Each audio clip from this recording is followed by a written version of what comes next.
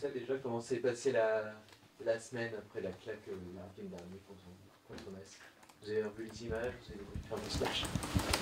Non, nous n'avons pas revu les images, mais bien sûr on a fait un retour. Je ne vais pas vous cacher, le premier jour a été compliqué parce que voilà, nous étions tous quand même touchés. En dehors du résultat, surtout de la manière. Parce que là, dans le football, vous savez aussi bien que moi que même en jouant bien, on n'est pas sûr de gagner. Mais le plus important, c'est en tout cas essayer de tout faire pour pouvoir faire un résultat. Et donc, c'est d'y mettre les ingrédients. On n'a pas su le faire lors de ce match-là. Donc, c'est pour cela qu'il y avait beaucoup de déception. Et on a essayé de discuter entre nous et avec le staff. Et pour essayer de voilà, repartir sur une nouvelle semaine, en essayant de voir ce qui n'a pas été et corriger le tir pour le match qui arrive ce week-end. T'étais suspendu. T'étais suspendu. Est-ce que dans ces cas-là, on se dit que les absents ont eu raison? Non, non. On sait très bien qu'une saison est longue. Donc, il peut y avoir des suspensions, des blessures. Et voilà, on a un groupe avec beaucoup de joueurs qui sont capables de jouer. Lorsqu'un n'est pas là, l'autre peut prendre la place. Et voilà, peut-être avec d'autres qualités, mais l'objectif reste toujours d'être performant. Voilà, les joueurs qu'on joue, ont essayé de faire au mieux. Malheureusement, pour nous, ça n'a pas été suffisant. On sait les raisons. Donc, il y a un match qui arrive dans 2 jours. Un match pas facile face à une bonne équipe de Marseille. Mais voilà, on sait qu'on est prêt. On sait qu'on a les atouts pour pouvoir rivaliser face à cette équipe, même si elle est sur une meilleure dynamique que nous. Mais on va aller là-bas avec beaucoup de détermination et en essayant de jouer sur nos qualités pour revenir avec un résultat. Qu'est-ce qui s'est passé? Justement, tu avais cette vision extérieure au match. Qu'est-ce qui s'est passé? C'est quoi la manière dont tu parles? Déjà, on sortait de... Nos derniers matchs étaient très bons dans le contenu. Après, bien sûr, beaucoup de personnes peuvent dire qu'on n'a pas vraiment pesé offensivement, mais quand on est dans le dur, le plus important d'abord, c'est de faire bloc, se rassurer défensivement, c'est ce qu'on a réussi à faire, c'est de jouer en équipe, voilà, essayer d'attaquer ensemble, défendre ensemble et d'être soudés. C'est ce qu'on avait réussi à faire et c'est ce qui nous a permis d'avoir des résultats positifs. Maintenant, Metz, peut-être beaucoup de gens, et peut-être même nous, on se voyait faire un résultat parce que, entre guillemets, Metz est une plus petite équipe que les autres, sans leur manquer de respect. Mais peut-être qu'on a été, je ne sais pas, tétanisé par l'enjeu. En tout cas, ce qu'on a bien fait sur les matchs précédents, on l'a beaucoup moins fait dans ce match-là, à tous les niveaux. Et dans le football, quand tu fais moins, t'en payes le prix fort et ça a été le cas. Donc c'est pour ça que je dis qu'il y avait beaucoup de déceptions. Pas parce qu'on n'a pas été bon, mais surtout parce qu'on a fait un non-match. Et quand tu fais un non-match, c'est normal que tu perds. Comment tu fais pour réagir justement après cela? Tu dis on en a discuté, on sait où ça a pioché. Comment on fait pour ne pas rééditer cela? Parce que Nico Palois nous avait parlé d'accident à l'issue de cette rencontre-là. On avait déjà eu le même terme d'ailleurs au match aller à Metz. Comment on fait pour que ça reste dans le passé, que ça ne se reproduise plus? On va dire, premièrement, c'est moi du terme, tous se mettre un coup de pied au cul, de dire que voilà, dans la situation où on est actuellement, on ne peut pas se permettre de faire de prestations de ce genre-là. Après, comme je dis tout à l'heure, hein, peut-être on aurait très bien joué, mais on aurait quand même perdu. Mais je pense qu'il y aurait eu beaucoup moins de regrets et tu restes sur une continuité. Donc là, comme on a fait un non-match, on sait que voilà, on doit tout recommencer. Essayer de s'appuyer sur ce qui a été bien durant les matchs précédents, à part le match de Metz. Parce que c'est comme ça qu'on est fort, c'est comme ça qu'on peut aller loin, c'est comme ça qu'on peut gagner des matchs et c'est comme ça que l'équipe garde confiance.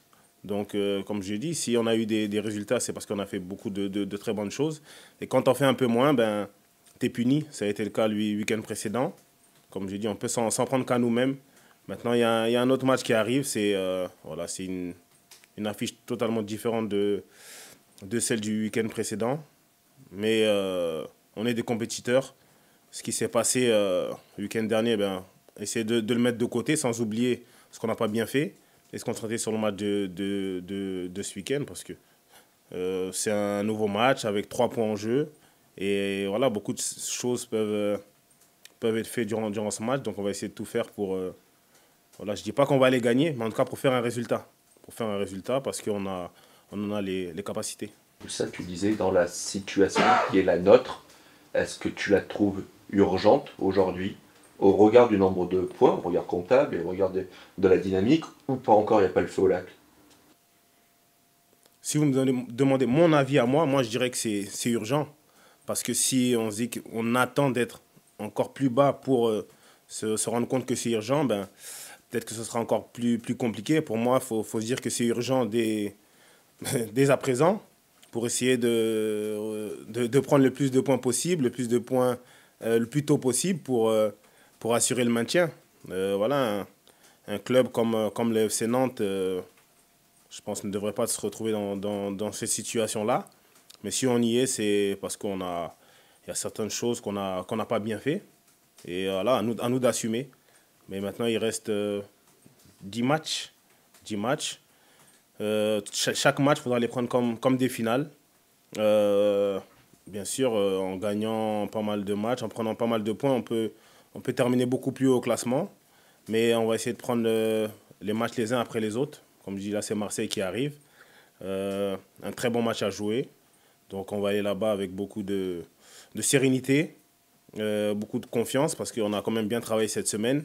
Voilà, comme je dis, on sait les erreurs qu'on a fait le week-end précédent. Donc on va essayer de ne pas les commettre face à l'OM dimanche et revenir avec un résultat positif qui sera encourageant pour la suite. Tu évoquais un peu de suffisance face à Metz de façon inconsciente, mais là vous ne pouvez pas avoir un complexe de supériorité en débarquant à Marseille qui est sur une série très positive depuis le changement de coach. Oui, tout à fait. Et faut pas avoir honte de se dire aujourd'hui Marseille est favori et c'est quelque chose qui est tout à fait normal. Ils sont sur en plus une très très bonne série depuis l'arrivée du nouveau coach avec un contenu très intéressant. Donc on va aller là-bas. Comme je vous l'ai dit, avec nos qualités, on sait ce qui va nous attendre là-bas. En plus, avec leur public qui pousse du début à la fin. Donc ça va être un match pas facile à jouer, mais c'est toujours des matchs intéressants à jouer. Il ne faut pas oublier que lorsqu'on était tous gamins, ben, je pense qu'on rêverait tous de jouer ce genre de match-là. Dimanche, ce sera l'occasion. Ce sera à nous de ne pas nous cacher, de jouer en équipe, comme j'ai dit, de tout faire ensemble, d'aller là-bas sans crainte, essayer de jouer avec nos forces, nos qualités. Et si on fait ça, ben, j'en suis sûr qu'on reviendra avec un bon résultat. Est-ce que cette équipe-là, cette équipe de Nantes, elle est meilleure dans un rôle d'outsider? Quand elle joue contre Marseille, où on a vu faire des bons matchs contre Lens, contre Paris, et elle s'est plantée contre Metz et contre Clermont, qui étaient des adversaires plus faibles sur papier. Est-ce qu'elle est meilleure en outsider? En tout cas, c'est ce qu'on a montré. On a montré qu'on était meilleur face aux entre guillemets, les plus grosses équipes, les équipes favorites. Et les équipes on va dire de notre calibre, ben, on n'a pas su prendre des points ou voir gagner le match. Donc c'est frustrant parce que je pense qu'avant tout, c'est face aux concurrents directs qu'il faut savoir prendre des points et beaucoup de points. Et aussi, lorsque tu joues à domicile, ben, dans une saison, je pense que c'est là aussi qu'il faut prendre le plus de points possible pour assurer le maintien. C'est quelque chose qu'on n'a pas su faire cette année. Mais il reste encore, comme j'ai dit, pas mal de matchs, 10 matchs, et beaucoup de choses peuvent se passer d'un côté comme de l'autre. Donc on va prendre les matchs les uns après les autres. Là, c'est Marseille qui arrive. On va peaufiner les derniers petits réglages entre aujourd'hui et demain. Et voilà, dès dimanche, mettre le bleu de chauffe pour aller là-bas et faire un résultat. Tu parlais de l'urgence de points, mais comment est l'atmosphère à l'intérieur du groupe avec le coach? On a l'impression qu'il y a quand même une relative quiétude par rapport à la situation. C'est pas un club en crise encore aujourd'hui. Comment tu perçois ça, toi? Je ne vais pas dire que c'est un club en crise parce qu'il y a pire.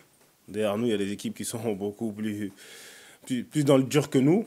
Mais comme je dis tout à l'heure, c'est une situation d'urgence parce qu'il ne faut pas attendre d'être relégable pour dire que c'est une urgence. Non, là on sait qu'on n'est pas très loin. Donc on peut toujours rectifier le tir et on a encore notre destin entre nos mains. Et après, ce qui est bien, et c'est une force en même temps, c'est que lorsqu'il y a des choses, déjà le staff nous met devant le fait accompli. Il y a une discussion, il y a un échange, et on arrive à se remettre en question. Malgré la défaite qu'il y a eu ce week-end, nous n'avons pas été abattus. On a pu quand même faire une très bonne semaine d'entraînement avec beaucoup d'envie, beaucoup d'enthousiasme et voilà, l'envie de faire les efforts tous ensemble pour sortir de cette situation. Maintenant, la vérité du terrain sera dimanche.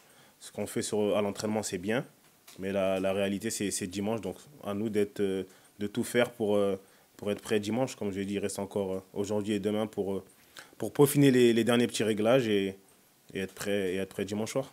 C'est pas dans le même ordre d'idée que ce qu'on te demandait pour la position d'outsider. Nantes est plus performant à l'extérieur qu'à domicile. Et dernièrement, vous êtes plus performant lorsque vous n'avez pas à faire le jeu en fait. Et c'est ce que vous n'êtes pas arrivé à faire contre Metz, prendre le jeu à votre compte.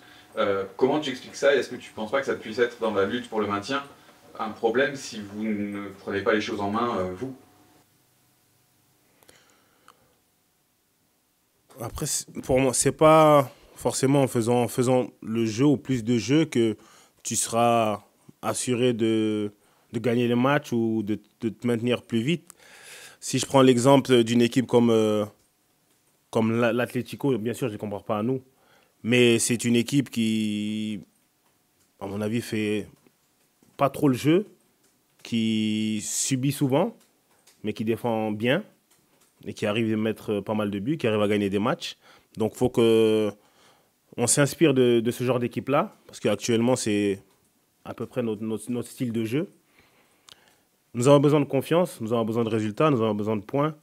Donc, quand tu es dans un moment comme ça, bien sûr, c'est beaucoup plus difficile de vouloir faire le jeu, de vouloir s'ouvrir, parce que voilà, tu t'exposes et tu dis que tu n'es pas à l'abri de prendre des contres et te faire manger des buts, même si on sait qu'on a besoin de gagner le match. Donc, la chose la plus importante, d'abord, c'est de se rassurer défensivement. Tu sais que dans un match, si tu ne prends pas de but, tu as beaucoup plus de chances de le gagner parce que l'équipe adverse voit qu'elle domine et au bout d'un moment, elle va se livrer beaucoup plus. Et c'est à ce moment-là que tu vas pouvoir les punir. C'est ce qu'on a bien fait face à Toulouse, ce qu'on a bien fait face à Lorient. Peut-être d'autres matchs aussi, comme Nice. Paris, nous l'avons bien fait, mais on a perdu. Voilà, c'est joué à peu de choses. Lens aussi, c'était un bon match pareil. Donc, voilà, on joue sur nos forces, sur nos qualités du moment, voilà, qui sont celles que je viens de vous citer.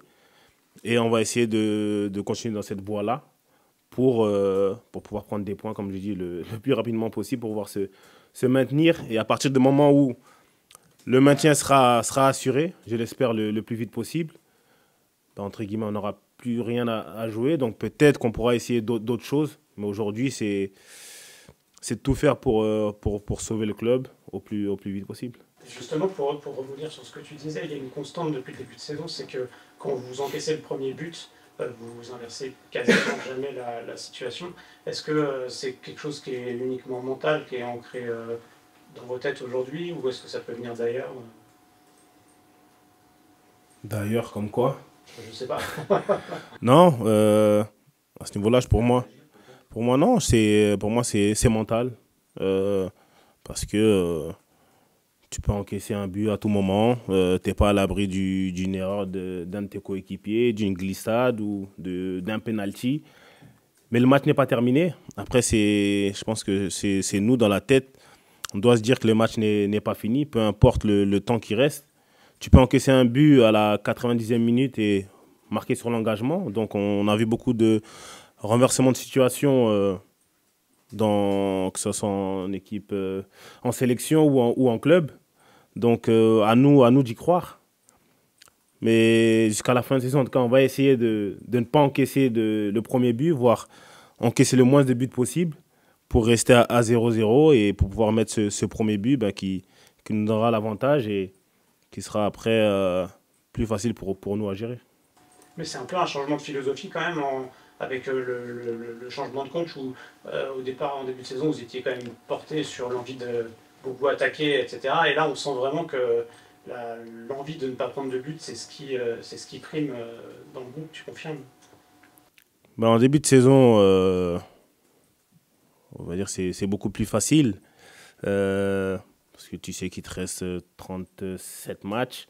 Donc tu joues, tu tentes des choses.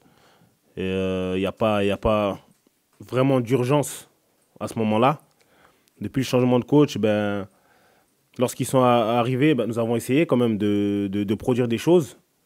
Face à Nice, même s'ils ont eu le ballon, mais on a essayé quand même.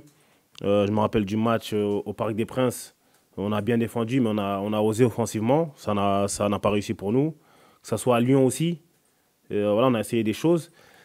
Mais la fin de tout ça, c'est qu'on n'a pas eu les points espérés et on commençait à descendre. Donc, quand tu commences à être dans le dur, ben, tu revois tes positions, tu essayes de changer les choses et tu essaies de mettre des priorités sur certaines choses. Maintenant, la priorité était de prendre au minimum un point sur chaque match parce que on a vu aussi, on a pris conscience qu'on faisait très très peu de matchs nuls.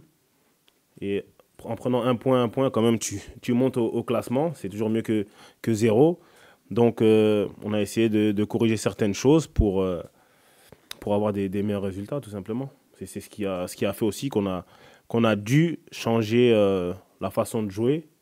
Et c'est pas pour cela que même si on défend beaucoup, et je trouve qu'on défend assez bien, que voilà, le coach, voire le staff nous empêche de nous exprimer offensivement.